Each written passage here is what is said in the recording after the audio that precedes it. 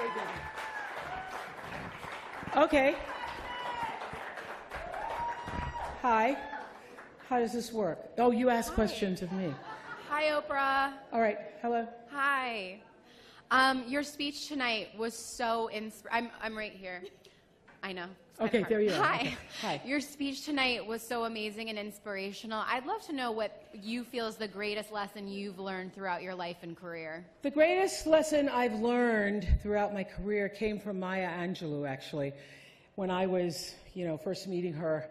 And after I'd known her for a while, she said, baby, you need to know that when people show you who they are, you believe them the first time. Oh, you know that lesson too now. First time. And your problem is it takes you 29 times to see the same lesson coming in a different skirt or wearing a different pair of pants. So I think that has been one of my greatest wisdom teachings, is to assess from people's behavior, their actions, not just towards me, but towards other people, who they are and how they behave, because if people talk about other people, they'll talk about you. So I think in business and in personal relationships, that's also been my greatest lesson. Also staying grounded, has been really great for me. Yes, sir. Hi. In the back to your left, yes. Yeah, that's you. Hello, Oprah. Congratulations, Francisco Varela from Telemundo. Thank you. You are on top of the world. We love you. What humbles you right now? What humbles me? Yes. This humbles me. When I first when they first called me and said they wanted me to accept this, I said, I shouldn't be the person to get the Cecil B. Mille Award. You know why?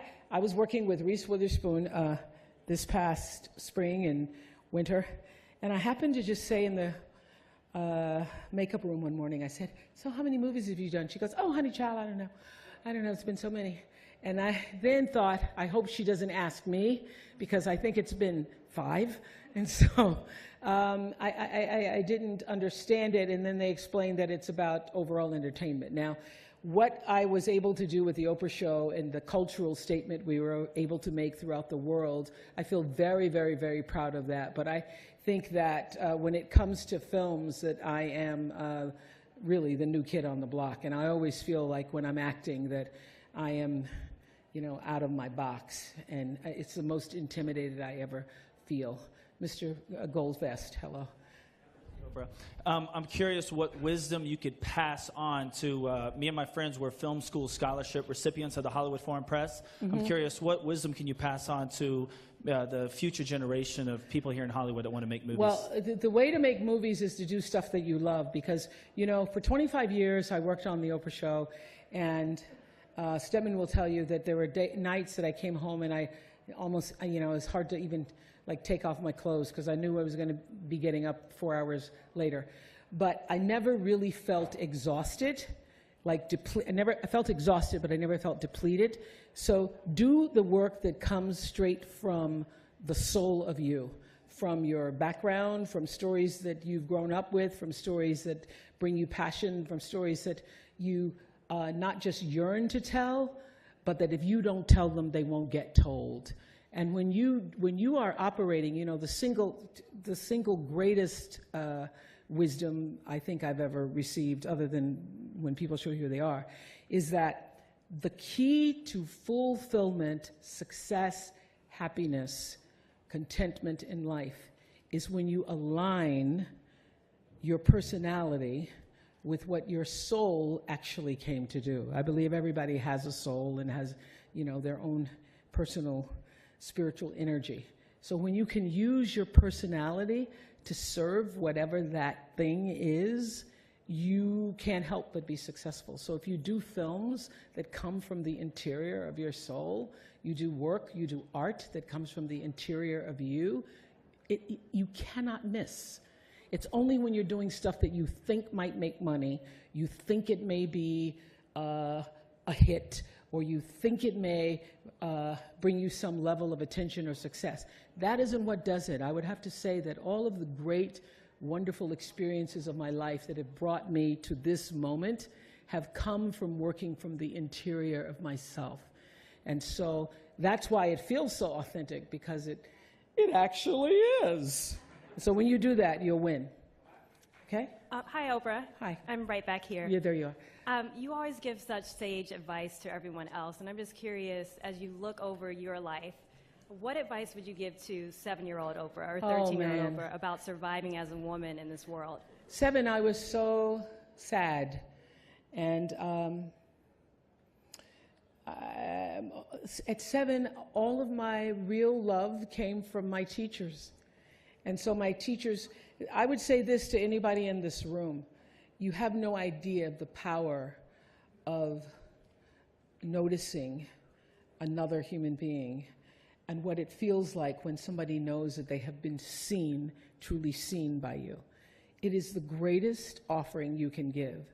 And all those years of the Oprah show, the greatest lesson I learned was that, you know, after every show, someone would say invariably in one way or another, how was that? I'd finish an interview with a father who killed his twin daughters. I'd finish an interview with a politician, Barack Obama, Joe Biden, George Bush, Beyonce. They all say the same thing. How was that? And so I started to see that there's this common thread in our humanity where everybody wants to know, how was that? Did I do okay? Did you hear me?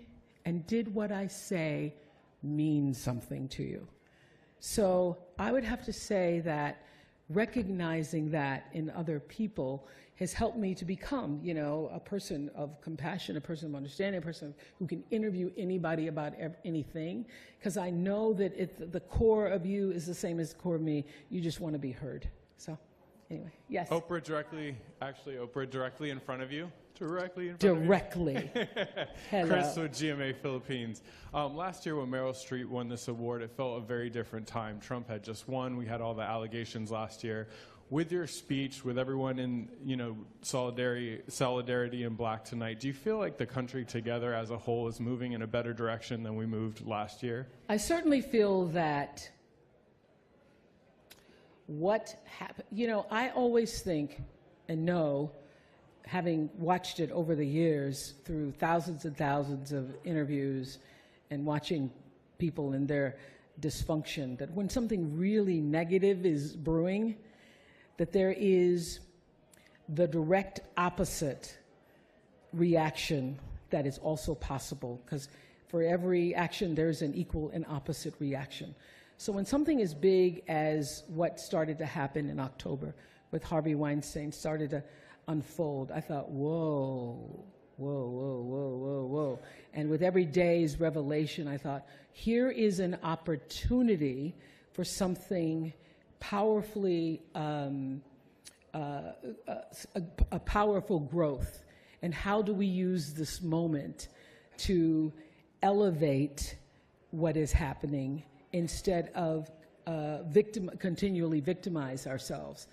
And so I think that wearing black in solidarity is one step. I think that what Time's Up is doing with the Legal Defense Fund is a major step.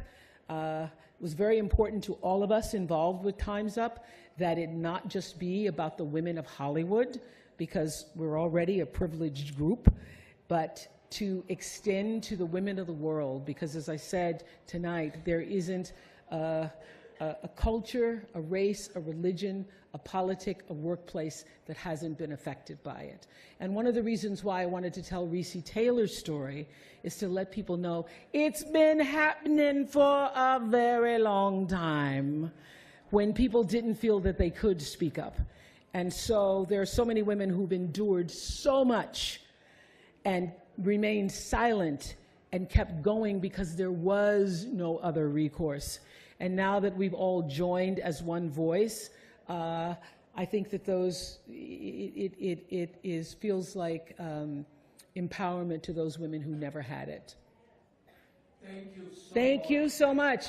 Would love to spend an evening. Thank you all. Off to